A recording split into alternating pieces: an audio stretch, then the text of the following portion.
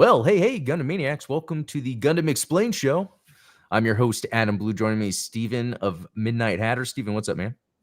Not a whole lot. How you been? Been doing good. Better since yesterday. I missed you and Kyle on your show. So if any of you didn't know, Kyle's simply new type, awesome lore, funny lore, Twitter or YouTube channel. Kyle, you'll see simply new type in the chats a lot. But yeah, he was on Steven's show, and I was actually supposed to be on it too.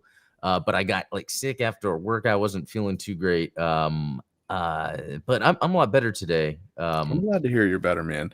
Yeah. We've missed you because it's like the last couple of weeks we've had some fun guests, obviously like Wayne Snow Yeah, of that's Howling at right. the Earth, and then this week we had Kyle from Simply New Type, and it's always fun when the three of us get together because it's just it's such a fun group of personalities No. once we get into it. Yeah. I miss doing that. We got to get around to having more of those. But yeah, so much stuff has been going on in my life. I think that's probably what's induced maybe some of how I was feeling yesterday. And I'm going out of town tomorrow, so there's a lot of that going on.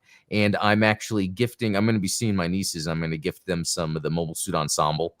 Very cool. And what I did was I opened them to look at what they were because they're blind boxes. Because what I did was they come with, some of the Mobile Suit Ensemble sets come with extra, or there's other parts for it that are the add-ons for a certain mobile suit. So it's almost like you have to get two different things to complete it. So I opened them so I can give them both a set. Nice. One is this was the Requiem for Vengeance ones. No, this is I had an extra Yakushiki with the Mega Launcher, and then an extra Rising Freedom with the backpack add-on that you can build and attach to it. So that's cool, man. Yeah, it kind of reminds me of back in the day when the Marvel Legends figures came with a piece of the Sentinel or something, and it was you had to get the whole set to get the big chase figure. Yeah, they still do that every once in a while. McFarlane toys, and they even had I forget, platinum label or something they call it. And they'll have different colors on them. But nice. Speaking of that, I'm hearing something. It's coming in twice on my end. What's going on? It's like a little echo.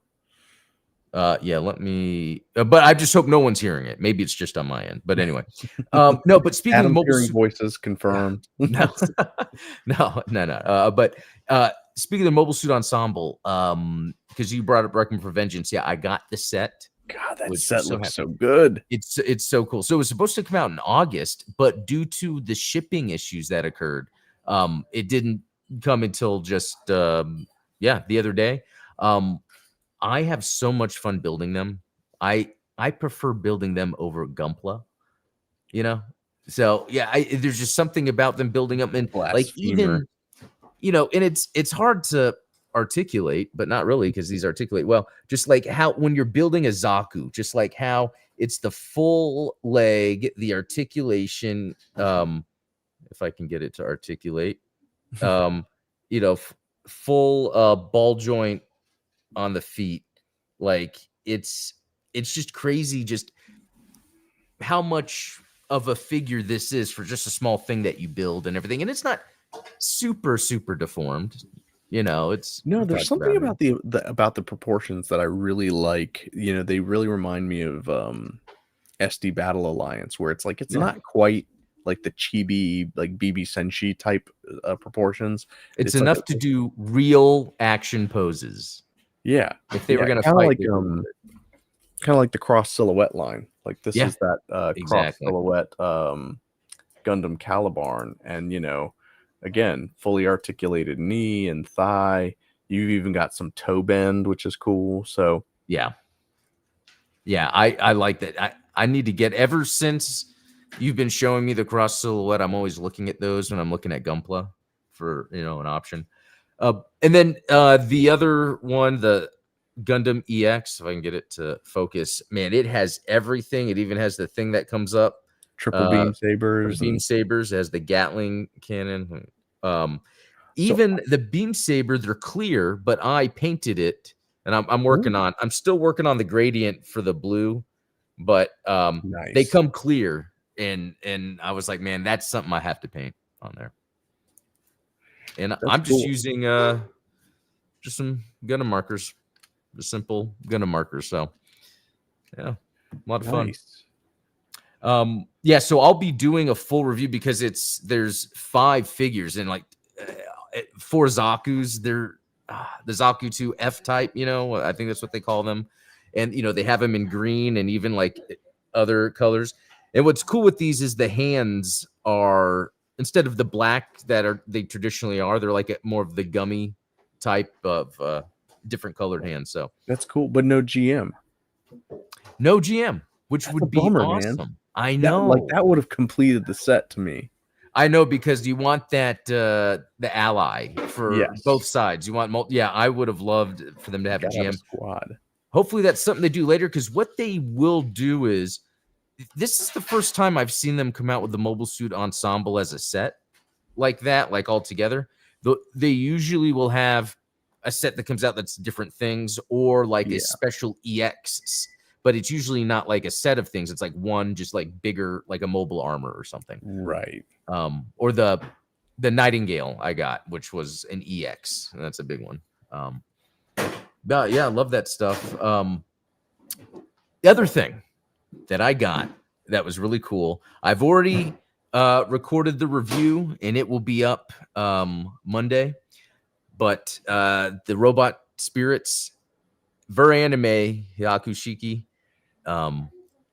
it is awesome. It is everything I wanted from a Hyakushiki, you know, Robot Spirits. Yeah. And what do you think about the gold? Well, I was just gonna say, like, Ver-Anime, and it's that frosted gold. Like, I feel like that confirms it. Lore accurate is frosted gold, not the like chromed out gold that you see on some of the older high grades, I should say. It is kind of chromed, or do you not consider that chromed? I guess it's not chromed. Yeah, it's not like the full reflective chrome. So like the Hyakushiki that I've got, is it up there anymore? I see what you're talking about. Some you'd see like on the Phoenix. Yeah, like the Phoenix has it. But what's interesting is when they started doing the HG Revive Hyakushiki, they just went flat yellow. So let me show you another one. This is the fixed figuration. That's gorgeous. I love it. It's got like a reddish tint to it. Exactly. It's not like pure gold. It's a completely different gold, but like, to be honest, I really like this. It's an action figure, but it does fall apart easily, like the hands and stuff. So the thing with the Robot Spirits is that you can play with it and it won't fall apart. What I do like about this Hyakushiki, this fixed figuration, is it has some extra real type markings. It's hard to see, but there's a lot of those red circles throughout on the gun as well. And the backpack on the back, it looks good with all the real type markings and now binders wise. Like, do they both come with beam sabers and clay bazooka? I don't think this one comes with a clay bazooka. It comes with the beam sabers. Yeah, and they're on the back. The gun fell off. What I was talking about. Speaking of falling off. Yeah, the beam sabers on the back. Yeah. Yeah, this, being Robot Spirits, comes with the effect parts. It also had a special connector stand piece that kind of extends the connector stand. I like it better when they're like part of the figure, but yeah. Anyway, review. So the video has. So yeah, here's the thing. If you're a YouTube member, you can actually watch the review of this right now. It's available for members right now. It will be up Monday. And then there's also a video that's going to be up Wednesday that is available for members right now. The reason is because I had to do stuff because I'll be out of town and I had to record some videos early. So that'll happen from time to time. Yeah, you're going to have to let me know. Do you plan on hitting any card shops while you're out of town this weekend? I don't know. I might. I do want to go to some of the comic shops in the area. Oh, wait. Say that again? Saturday's the big day. Dual Impact. The Zeta? Booster set, yeah. Yeah. So, man. It's like when you're on a trip, it's like out of town, you already know you're going to spend money. Yeah. more money than you want. And then like on top of that, but if it's booster cards, it might not be, you know, too expensive to grab a couple, right? How Yeah, much who knows? do you know how much they are for a pack? I believe it's like $11 for. I mean, it's Hmm, like $1 a card, basically. I see. At least what I've seen online. I am gonna probably look around. I had to cancel my pre-order of the booster box because like I was like, man, I can't overspend for this on this particular occasion. But yeah, Yeah. So they I'll have a probably. box of all the Zeta stuff. Yeah, I mean, it's got Zeta, it's got IBO, it's got Gundam X. It's a pretty good set. And like, Hmm. I don't know if you've seen some of the previews of like the Titans cards. Like the Titans are all blue. So like if the AUG is all white, Oh, the Titans are all blue. So that's cool. Ah, yeah, that's cool. And that's the thing. It's like I haven't really been playing, but if I was somewhere and I saw the cards, I would buy them and then look at them and then put them in my box. I don't yeah, know. I mean, I've still got all mine like sleeved up here, my precious little tall geese here. Um Yeah, They're I cool. definitely do want to supplement with some of those Zeta cards. The Hyakushiki looks so cool.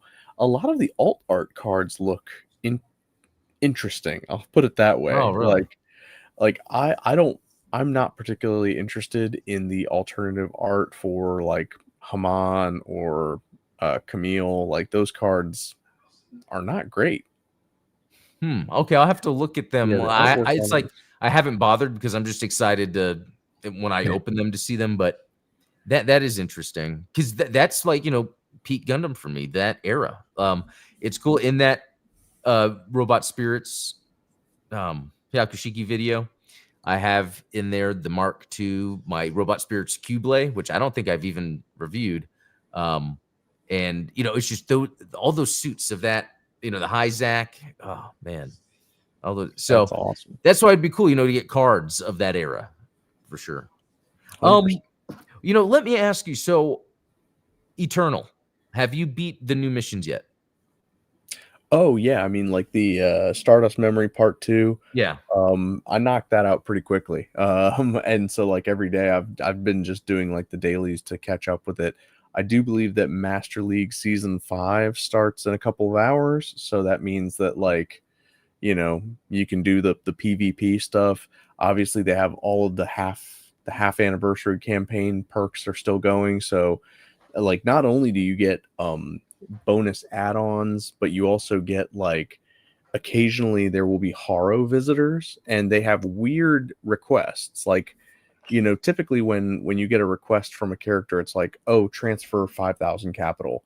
The Haros ask for like 8,600 capital, but they give you way more perks in return for Hmm. fulfilling the things. But the biggest update to G Generation Eternal is you may now SP convert characters. Oh, That is okay. the hugest thing because so for the longest time, like characters, you max them out and Yeah. that's it. Yeah. That's as good as they're gonna get. But now they have a special SP badge, so you can't use the same SP tokens that you use to unlock standard mobile suits. It's a different SP token, but you get 100 of them for free just for logging in. And then you can get an extra 100 just by fulfilling. There's like a panel mission set where you get a free Wing Gundam Endless Waltz version as Yeah. well as a super secret rare Hero Yui. So like there's a whole like tree and you can max it out if you complete all of those by the end of November, I think. So you have a lot of Wow. time to do this. But yeah, I mean you get this free Wing Gundam that's like fantastic. At least let me put it this way: the stats on the Wing Gundam are fantastic. The weapons are they're so. Yeah. I think that the Wing Zero from like the standard Wing Zero is still better than the Endless Waltz Wing Gundam, but it looks cool.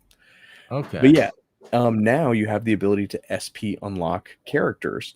So you can take your characters that you got through like development tree missions, like through the standard playthroughs, or any of the characters that you've unlocked through various channels, and you can take them from 80 to 100 or 90 to 100. Even I was like, screw it. I'm not gonna try to like min max it and like over optimize to like try and make the game easier, because I already have like lots of ultra rare characters anyway. So I did Machine and Elviano. So Elviano maxes out at 70, so she's up to 100 now, and every character gets a fourth ability at level 80. So not only, this is one of the things that I complained about when it comes to like SP unlocking mobile suits, is that you don't get any additional benefits from like their weapons or their effects. Well, with the characters you do, because say for instance like Elviano, she maxes out at 70, but by SP unlocking her, you get an extra skill added to her at level 80. So now she has 4 skills instead of 3. There's some cool stuff you can do with SP unlocking characters. Do you think that was intended from the start? Well, so they had a survey go out a couple of weeks ago, and one of the questions was, what kind of features would you want to see? And they kind of hinted at it then. They were like, "Oh, would you be interested in like SP unlocking characters as well as mobile suits?" And my recommendation, and I still believe this, is that you should have the ability to, instead of just having equips, like, you have like the upgrades that you can equip to mobile suits, instead of having them just add stats, I think you should have the option to add effects to weapons. So like, let's say for instance, I've got that super rare Desulter. The Desulter only has 2 weapons. It's the dagger and the machine gun, and neither of them have any effects. But what if I could equip it with an upgrade that added, reduce enemy defense by 25% on hit kind of thing?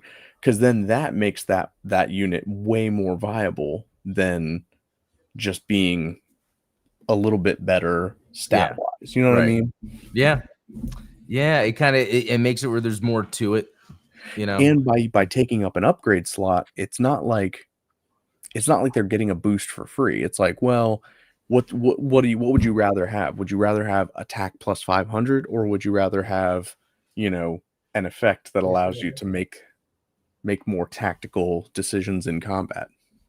Yeah. Man, I wonder if I'm gonna have time to jump into it because of going out of town. You know how sometimes when you're, Well, in are you those going to be flying or situations, driving? I'll be flying. There But you still, go. there's all that downtime, Yeah. So I could see myself, definitely. Log an hour or two in Eternal. Lucas, Chris, no, not in here. Just eat or get out, but no playing here. It's okay, but Lucas, okay? All right. Sorry about that. Okay, I'm gonna move on to something here real quick. Hey. What? I'm sorry. There's noise in the kitchen, and it just keeps going. Anyway, If it makes you feel any better, I can't hear it. So I think no, okay. Well, it is distracting me. Like, it's making it hard to like hear what you're saying, and then I feel bad, and I'm like, okay. So I want to actually share something here real quick. Oh no, Steven is gone. Hold up. I have to. I can do this really quick live. On my end, because Nope. last night I had the same issue where I lost Kyle for a little bit. No, it used to be where with Video Ninja, it would always save the browser source. And right. For some reason, lately it hasn't, but I don't know if it's Meld instead. But possibly. Okay, Comic-Con, that there's the Gundam showcase, right? And they had the video go out on the new Gundam info YouTube they have, which is cool. So it's cool that they're doing that stuff, because I do think that's something that needs to be shared, to watch. But so what I did was I watched it, and it wasn't like there was anything necessarily new. It was really the stuff that from that, got out. So I download the subtitles or the captions, put it in ChatGPT. I'm like, okay, I want to format talking points for the show, which we're going to actually go over that today. But what was interesting was it made up something that shocked me, and I believed it because it sounded real and because I don't follow that part of Seed so closely. So Yeah. at one point, it's saying, it's going over the things that we're going to talk about in a second, but it said that Kyle McCarley announced a Gundam film, but like G-Quux, and I'm thinking, oh, that's okay. Where did I have that? Yeah, and I'm thinking, oh, that's the G-Quux, obviously. Well, then they talked about something more specific. It's like something new, and I said, okay, can you actually pull the captions of what it said? And it just made this up. Okay. It said, all right, up next, we've got something special for fans of the Cosmic Era. There's a new Gundam project on the horizon set between Seed and Seed Destiny. It's called Gundam Seed Eclipse, and it's part of a Bandai Namco called the G-Quux Project. Okay. So some of that seems true. And then some of it's like, wait a minute. And it's like, well, that's not exactly G-Quux. It's like different. Yeah. And then I'm reading more of it, and it's talking about when dimensions converge, a new light is born, Gundam Seed Eclipse Project G-Quux. And I'm like, what is this? And it's like, so this marks the beginning of what they're calling the Gundam Multiverse Initiative. And then they even talk about a master grade Eclipse G-Quux, even though they're spelling it like Q-U-E-X. G-Quex, yeah. And then somewhere else in this, it even referred to it as G-Quest in the West. You would pronounce it G-Quest. And the idea is, and I forget where the other, yeah, here we go. It's capable of like quantum excursion. And what this does is it's the crossover. It's like, it's supposed to be an eclipse. This Gundam Eclipse will have a quantum excursion event that ties in the multiverse of other Gundam properties. And so I checked everything to make sure this wasn't like something like a fan fiction or something out there, and it's just ChatGPT made it up. Because this will happen when I do my research videos. I'll compile and I'll have ChatGPT format it. When I read it, I'll be like, okay, let's double check. It's like ChatGPT is so good at getting you a final result if you check everything. It's interesting because like Sam Altman calls it hallucinations. Like he's like, oh, the AI doesn't lie, it hallucinates. And like, well, that first of all, it's like, it's weird that you talk about it as if it's alive. It's like, it's just a predictive algorithm. But secondly, I mean, it's not completely far off because, Kyle and I talked last night about, there is like some Seed stuff in the works, more Astray content coming down the pipe. But yeah, the G-Quex is a stretch for sure. But it's interesting how it talks about oh yeah, here we go, G-Quest. It says it right here. But like the timelines, branching timelines, they talk about next. It's definitely a hallucination of something that seems plausible. Because I'm like, okay, they're now using the Seed franchise like they did with UC to do a multiverse thing within that, and it's like, oh, that makes sense. And I was like on board. I was like, okay, and but yeah, when I then did the research and I was like, wait, this isn't real. I was like, man, that's a good one. I mean, it does sound cool, like, which that's almost disappointing that it was not a real announcement.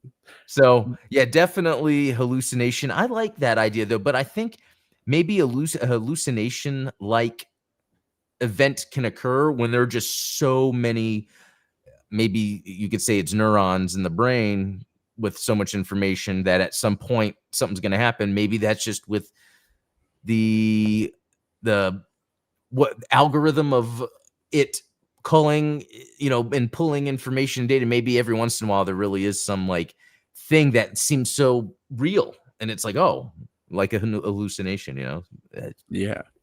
Well, I've noticed that like a lot of times AI will, especially with documents, like it maybe gets the gist of what the document's about and then just kind of fills in the blanks itself. It's almost like Mad Libs. I've been using AI to translate some old Gundam RPGs, and if I try to give it the whole book, it, chokes and doesn't do it. But when I go a single page at a time, it does this interesting thing where like maybe one page it gives me a perfect translation, like word for word, every sentence, this is the page. Then I do another page and it nails it. Perfect. It's even broken up by sections. But then when I get to like page 3, it starts like hallucinating. It starts Yeah. saying things like the way that you play the Gundam RPG is to take this, 6 12-sided dice and roll them this the way, and I'm looking at the page and I can see, like, I don't even speak Japanese, and I can see that it doesn't say that. And I'm like, where are you getting this from? And it just like it fills in the blanks like, oh, this is a Gundam RPG. I'll just fill in what I know. It's like Yeah. That's very interesting because and I feel like I tend to do this, especially with the Microsoft Copilot. But when I'm working on something, I will create a new agent or like a new chat, summarizing what point I've gotten to. That way, I can kind of start fresh with it yeah. working. It's almost like an exhaustion that occurs or something. Yeah, that's interesting. But anyway, so from this, I really wanted to look at what was actually um, called out on this, just because some things that I haven't really paid attention to, especially the iron-blooded orphan stuff. Yeah. So yeah, 10th anniversary of Iron-Blooded Orphans, which is pretty interesting because I got into Gundam after that, and so I hadn't gone back. I haven't finished it, but it is interesting that there's more stuff coming out. How I guess they're actually putting effort into a 10th anniversary of IBO, but so that tells me that IBO is pretty popular. The kits must be popular. I think there's high grade line. There's, I don't know if it's a master grade. Is there a master grade? There are a couple of master grades. Okay. But yeah, I mean, I think that as far as the high grade line goes, the IBO sets were one of those generations of high grades that took the engineering like a huge leap forward. I think I even said so at the time. I was like, these high grades are like a new level of detail and Mm, articulation that high grades yeah. have never had before. And then ever since then, it seems like every iteration since then has been like pushing the boundary even further, like with the Witch from Mercury kits and like um some of the newer Origin and the entry grade kits have Yeah. been like really taking everything about high grades from like 2010 and elevating them and making them, you know.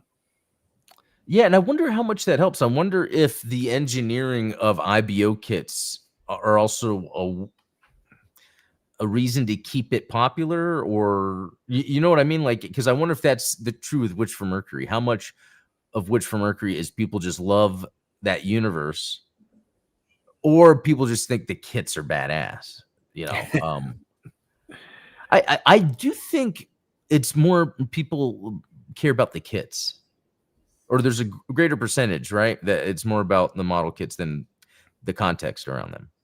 I think in a large sense, every Gundam series has the same curse in like from 1979 until now, is that the original story, the people that like the story love the story, but the people that keep the franchise alive in a financial sense is 100% the kits.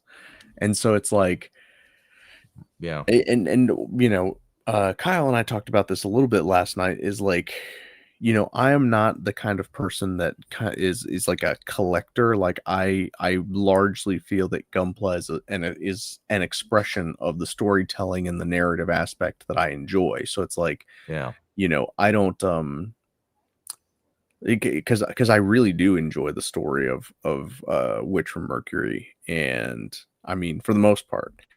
yeah, But and then even like all the UC stuff, it's like every kit that I design, there's like a story aspect to it.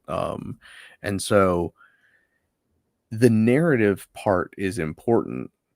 But the narrative it's only going to take you so far, because people who care about the narrative don't necessarily buy the products. And if the products don't get bought, then the whole thing dies, right? So it's like, it's this weird relationship that we have in like consumerist society, where there does have to be a financial prerogative to keep the thing alive, but also the art is important.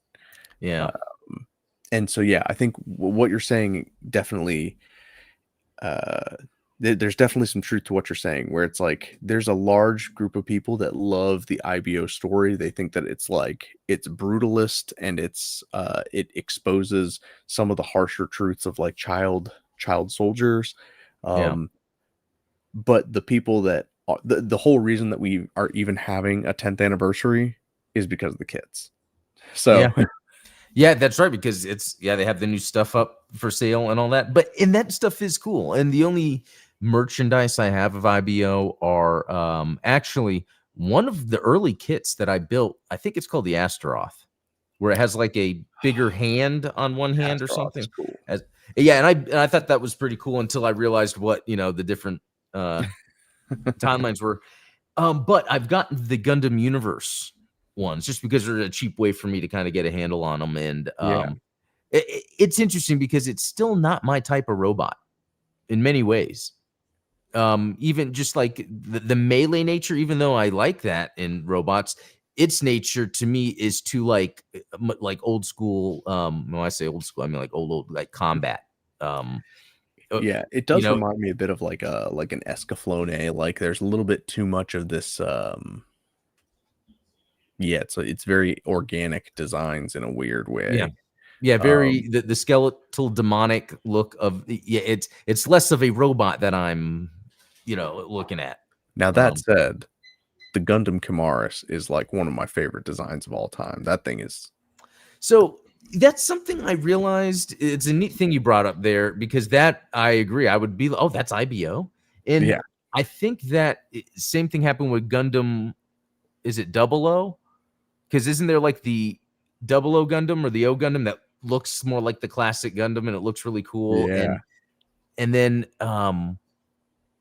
even Wing Gundam, there is this like other Gundam that might only be in the comics or something. I'm like, wow, that's from Gundam Wing. And it's interesting how these shows do that. It's almost like they're making sure, okay, yeah, there's going to be a model kit that's more of the traditional looking Gundam. Yeah, I mean, even in Seed, it's like you have the dagger and the Windom. Like the Windom is awesome to me. Like, yeah, it is. Yeah, that's one that I built. Yeah, I love the Windom. But that does it harkens back to that UC design aesthetic. Yeah, no, exactly. And I think it's all of those grunt suits and all that from Seed. That's the thing about Seed that's so difficult sometimes, it's like there's some cool suits there. Okay, so let's see. Okay, and this is where they were talking about Hathaway's Flash, where they talk about the name, the Sorcery of Nymph series. If that's Cersei. Oh, Cersei. Okay, Sorcery of Nymph Cersei. That might be just like another translation or error. Cersei. Yeah, okay. So that's the series. Yeah, that's another AI translation error. Yeah, because Nymph Cersei, and that's supposed to I think I've read that's what do you call it? A reference to something, a literary reference. But I'm not too sure. I mean it's a reference to the Odyssey, but like it's not like there's a character Cersei in it. It's I think is it a group or something like that? I forget. Okay. Yeah.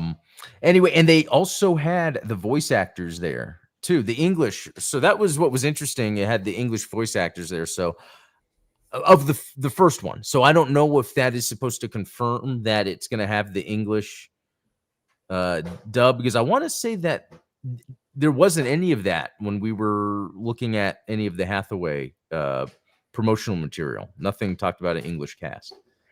Did it? No,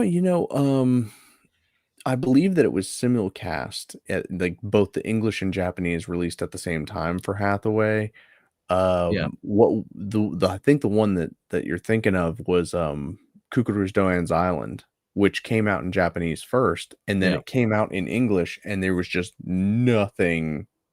yeah. They didn't announce it. It's just like, "Hey, it's on Netflix now." Like, But did they say that, the Hathaway 2 is gonna have English dub? I don't know if they've said anything, but I Hmm, think that the implication is that it's gonna be similar to the first release where there was, like, a okay, worldwide simulcast of English and okay. Japanese.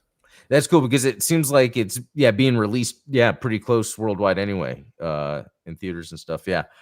And you know Yeah, I what? That's probably one of those benefits of AI is it's like I think I called it when they said that G-Quux was gonna be coming out like weekly and that every episode was gonna be out in Japanese and English the same day.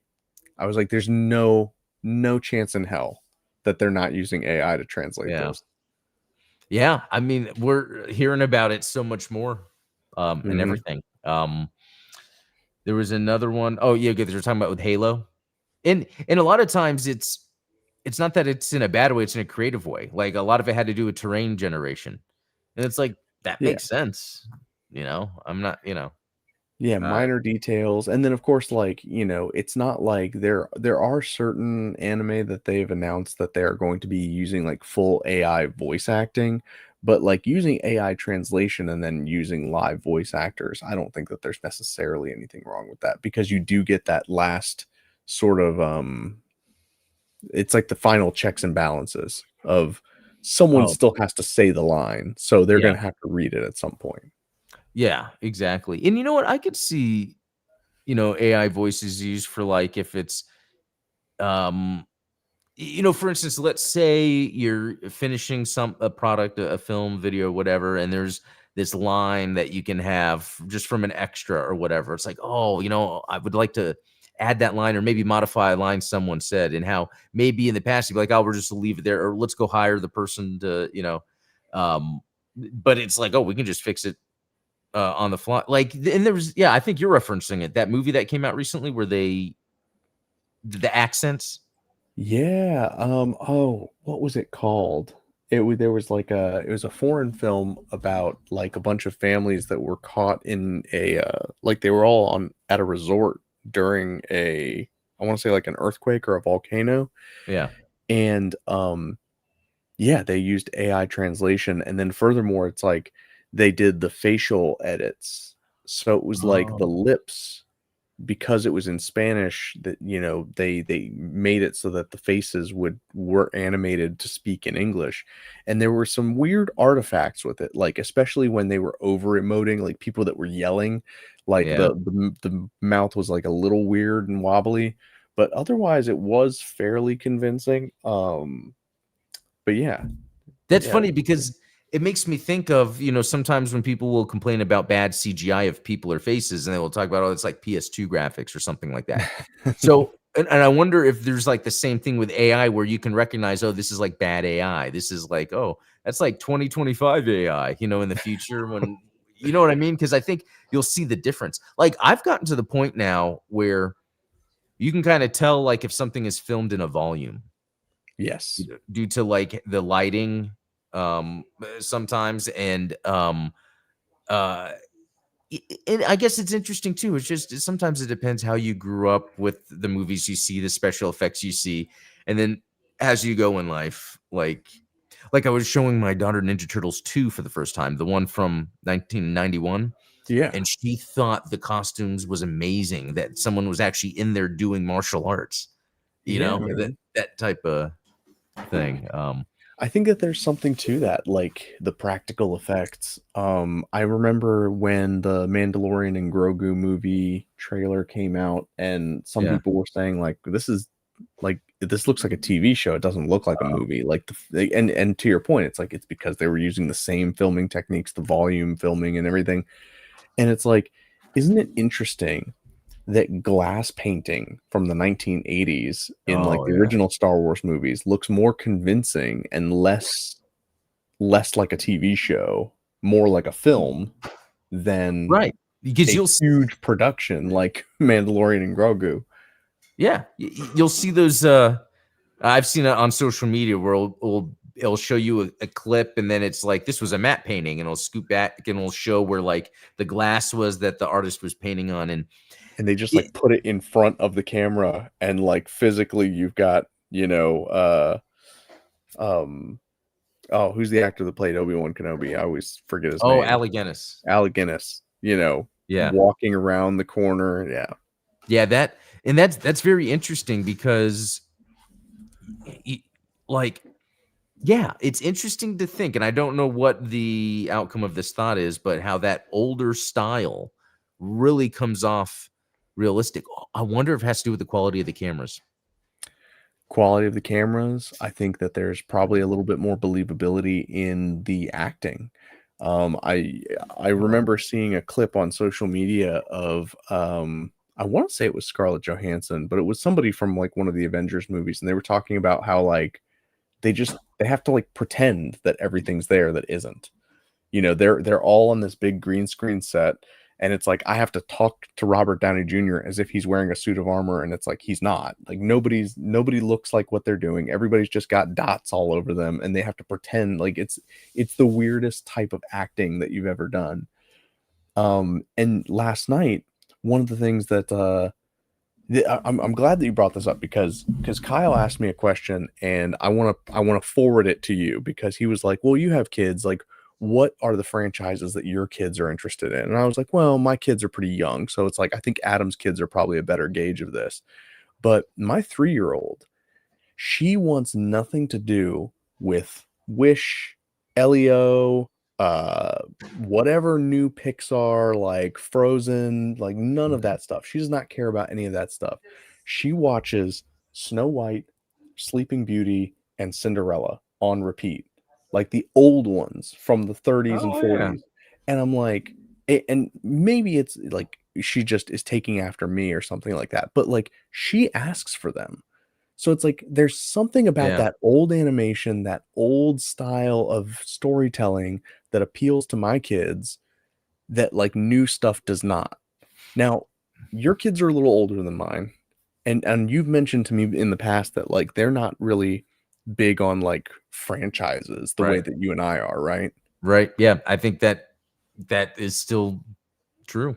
I mean, maybe Star Wars a bit, but not in, like the fandom way, I guess that you and I are, which that could be a generational thing, part of that culture that came out of, the Saturday morning cartoons and the 80s cartoons and toys, and before the law that they had to pass or whatever to not allow, like, you can't kind of advertise the stuff. Which apparently doesn't apply to YouTube, because whenever I've got YouTube stuff on for my daughter, she's like totally hyped about all the new toys coming out. Like, oh, the for real babies, like, you know. Wow. Yeah, that's okay. Yeah, that's a good point. Yeah. So yeah, that is a thing I think with the franchises and stuff. And like, I think that's why something like Gundam can have these shows or the series like Hathaway, for instance, which is a darker, more serious, even though it's anime. Usually the Sunrise Universal Century Gundam stuff isn't traditional anime in terms of its storytelling. It's usually like very film, and Hathaway shows that, in its presentation. So I wonder what that means, especially now where we see things like Fortnite, where then you just have, or any game now, where then you have just characters that are just in the world, where it's less about that individual franchise and more about just a lot of the things you like, put together. It's 100% like I'm sure you saw the movie, but I don't know if you read the book Ready Player One. I didn't read the book. Yeah. So the book has way more references than the movie does, because obviously they didn't have to pay license fees for it. But the idea is it's like, the guy that created this cyber universe is such a big 80s buff that, he filled it with like 80s junk. It's like, Back to the Future references and like Gundam references, Godzilla, like Legend of Zelda stuff. Like it's just full of all of these like 80s tropes. but what's interesting is like all the characters in the book, like this is 100 years since Oh, the 80s. So yeah. it's like nobody who's in the book got to live through any of that stuff. So none of the nostalgia applies. And what's interesting to me about what you're saying with like the Fortnite, the Call of Duty, with all of these like packs and these characters that are Yeah. nobody who is playing Call of Duty right now has ever watched a Cheech and Chong movie. And yet Cheech and Chong skins are in Fortnite. Like, do Yeah. you realize like how weird that is? Yeah. It's very interesting. It's like it's almost like I wonder if how much, and we can't even rationalize or think about like a culture changing to where there's maybe a time where stories aren't being told, and it's more of older stories are being revered and told as myth. Yeah. Like let's say the character the Predator, which is weird that it's in Fortnite, but it is. And just say 100 years from now, the Predator is just it's like it still exists, but it has kind of a different form and has a different meaning to it. And um, yeah, like I think that could be a cultural shift that I don't know if you can uh, uh, look for that in our past. Maybe if we look at different periods of art or storytelling, like what periods do more stories come out of that we still talk about today?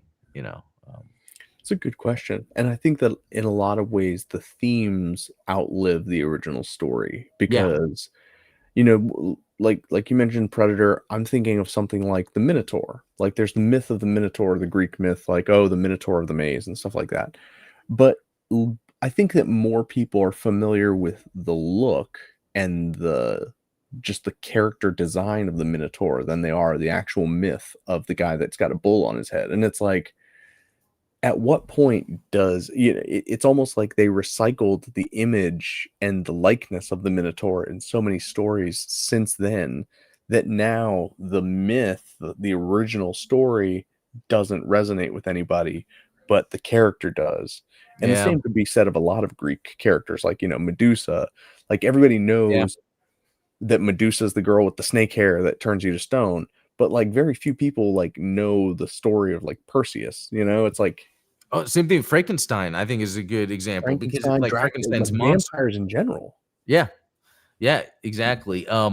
Yeah, the Frankenstein one's interesting because that's not the name of the creature, Yeah. but people, oh, Frankenstein, Frankenstein. I'll put the bolts on the side and be Frankenstein. Yeah, the vampires like you brought up, Dracula, vampires. So to bring this back to Gundam, that brings us to like mechs and robots. Like I really do think the West has yet to um, figure out how to mainstream the giant robot correctly. You know what I mean? Like, I think Yeah. there's in some areas where mechs exist. Like, there's the Mech Warrior games, which they're not huge. They still have an audience. Yeah. But like, and even like Pacific Rim, that stuff is okay. I don't think it's bad, but it's not what I want from giant robots. Maybe people like the kaiju part. But Mhm. very rarely, like I think the Jennifer Lopez Atlas movie that came out recently, whatever it's called, that had some cool mech stuff. But Yeah. I feel like that character, that sort of thing, for some reason is missing here, and I don't know why. I don't know if the bipedal anthropomorphic look almost is too goofy, you know? There could be something to that because obviously, like, people loved Top Gun and Top Gun Maverick, so the idea of, like, pilots Right. and, like, that type of military storytelling, like, that does resonate with people, and maybe it's just Yeah. something about the humanoid mech that and hopefully, this is the opportunity, like, if Jim Mickle can really pull it off with the Gundam movie and Change create that that. Western, yeah, totally change the perception of mecha in Western countries. That would be very cool. Okay. You just gave me an idea for a segment as I try to what what are some other mecha anime that from Japan that would make good live action movies if Gundam is a success? Like, Ooh, I would think Macross. Like, yeah, but I wonder if they would have to or try to do the Robotech thing because it's like combined stories. I would rather them just do Macross, call it Macross. Um, yeah. I mean, I think that there's less like the idea of like doing the whole Robotech mashing 3 stories together thing like that approach doesn't seem viable anymore. Like it made Yeah. sense at the time and unfortunately, but like nowadays there's no reason to do something like that. It's the same as like some of the like the Power Rangers stuff where Oh it's yeah. like when they adapted some of the later seasons of Sentai into Power Rangers, they didn't want to get rid of the original characters. And so it was like, so we're just going to keep recycling more footage. And like they kind of Yeah. got themselves, put themselves in a bit of a hole because they were trying to like salvage the things that made the Western Power Rangers successful compared to Sentai.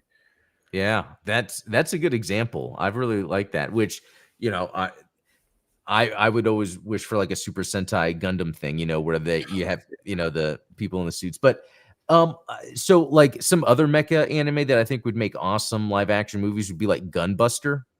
I like Yeah. how it's sci-fi use of time travel in that. Zeo Rhymer, which is a late 80s mecha anime that's the mecha and there was designed by the guy who did the Penelope in the Kasai. Yeah. Um, um, I mean, and then my personal favorite would be Maddox. oh yeah, oh, I was just thinking that one. Because Yeah, for a couple of reasons. One, it's a movie, so it's like it's already like it's not you're not adapting a 50 episode series to a film. It's just like a 45-minute OVA that you're tight plot. adapting to a film, so you Yeah, can actually have some fun with it and flesh it out a little bit more. And then of course it almost looks like the Exo Squad yeah. I know. mech.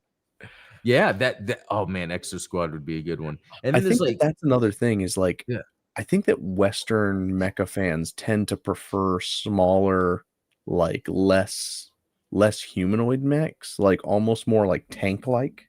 yeah. That's what it does seem like. Unless it's what's being pushed on us, the mecha propaganda. Uh, but Mechaganda. like Pat Labor. Yeah, that would be awesome. Yeah, that because that has a very unique look to it, almost where you could make it, you could steer it family, maybe. I don't know with But some of then the you get plots. accused of propaganda. Yeah, there you go. That's good. Um, um, yeah, I don't know. Votoms? Oh, that's a good one actually. That's a really good one because they've got some pretty dark sci-fi stuff going on with that. Yeah. Um, yeah, that's good. If anyone else has got some ideas of what some good mecha anime could make a live action movie. And here's my thing: like, I know people say, "Oh, you ruin it," blah blah blah. No, things can probably. It's hard to make a movie. Well, and if your idea is Evangelion, keep it to yourself. Oh, no, that's good. But that would be cool No. too because I think it can be done, but it can also be done wrong. And so I think a lot of times we see the anime done wrong because there's a certain expectation. Like, what did it actually mean? Was it its style or was it its themes? And then so when they do the live action versions, are they really holding on to those bits that matter? So I think 100%. if you could do that, you can make it work. Well, it's like I always ask whenever there's an adaptation, it's like, who is it for? And Yeah. this it's one of the reasons that I wanted to talk to Kyle in the first place yesterday was that, he was interacting with some Gundam fans on Twitter that were saying that a full remake of 0079, and let me see if I can get the quote right. It's like it would introduce new Gundam fans to the franchise that never would have become fans in the first place. And the way I push back on that is if they didn't like Gundam in the first place, then why would a remake Yeah. change their mind? You see where I'm going with this? Yeah. Is it I do. like, there's a difference between creating like an adaptation that will make someone go back and watch the original. But if you're talking about remastering or recreating the original for a different audience, then that audience that you capture with the remaster is never going to go back and watch the original because they're going to say this is the definitive version. Yeah. So and that's where it's like you get kind of muddied waters when it comes to these types of things because And it's why I love the idea of film adaptation. I don't like the idea of remakes, if that makes sense. Yeah. No, I know what you mean. Yeah, an adaptation, and sometimes an adaptation could be where you are remaking, but maybe for a reason or not, or some areas you'd pull back, or Yeah. artistically. Yeah. Like the Watchmen movie is a perfect example Oh where yeah. it's like I don't consider the Watchmen movie the definitive version of the Watchmen, but there are certain things about the movie that I think are better than the comic book. Yeah. I hear that a lot. One thing we're about to end here. Two things, three maybe. I don't know. First of all, Kadokawa has, and this is from Zionic Scanlations on Twitter. Kadokawa has dropped a new teaser trailer for the first volume of Gundam 8. And then I see The this little Ocho. video here. Is it just a video ad, but it's really just the manga you have to buy? Yeah, it's just a manga. Okay. So because it would be cool if they had it in this style. Yeah, this used to be back when Comixology was not like terrible. Like this was the kind of stuff that Comixology would do.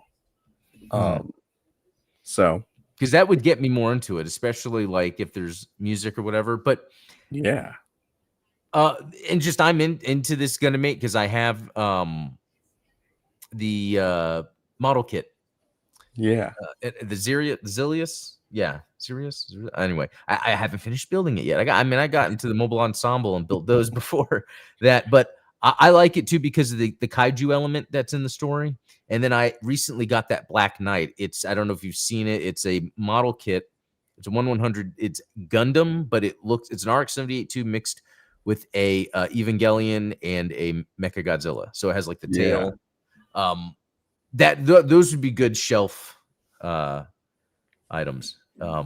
yeah, 100%. But anyway, it looks like it's translated if people are interested in that story, which it's not really. It's not connected to anything, so it could be a fun read without having to worry about it ruining anything. And then this, so for tomorrow, and it could be right now in Japan, I don't know. There's an interview that lasted 3 hours. Whoa. With Tomino. And it's at this radio talk website, or radio something. I mean, no information yet. You can't listen to it here. I mean, you can use a VPN, obviously, but I'm curious to see what he's going to say. I mean, it's neat that he is doing these interviews right now in 3 hours. Sounds like tomorrow you and I are going to download a transcript and run it through AI. Exactly. That's what I'm saying. Like, I don't know when it's going to drop because in this, he says, the conversation lasted for 3 hours and we discussed a wide range of topics. Or new type theory. Okay. We'll be delivering a carefully selected portion of it. That is the part. Unless because there's obvious cuts and they're just having to say. Yeah. And this is one of the disagreements that I had with Xeonic Scans back in the day is, I am a big fan of video interviews because you can't, with AI nowadays, you can fake anything, right? Yeah. But it's a lot harder to fake a video quote or take it out of context effectively than it is to do so with like a text interview, especially when it's like you're telling me that you had a 3-hour conversation and that you're going to carefully select portions to release. And then it's like, well, and if it's only audio, then you have no idea where the cuts are. It could be deceptively edited together. I hate that type of thing. I know. And we live in a time where you and I have gotten so used to listening to long form content like what we're doing now, where it's just off the cuff, live. Yeah. There's no cuts. It's all you get the entire context. And so I don't like these types of things where things are selectively edited. Yeah. So, I mean, hopefully we'll find out later that they'll release the whole thing. But it'll be interesting to see what he says. I'm curious if he talks about anything he's working on, even just producing. So, give us the Tomino cut. Yeah, it released the Tomino cut. Okay, that's good. The Tomino cut. So yeah, that's going to be about it all. Yeah, thanks for tuning in. And again, I'll be back next week with another episode. Also, if you do the YouTube membership thing, there's a couple videos. There's a few videos actually that are members only that you could check out, or you can watch them early. One of those things anyway. I think that's it. Steven, anything to add? No, man. Sounds good. You guys have a great weekend. Yep. See y'all later. Have a good one.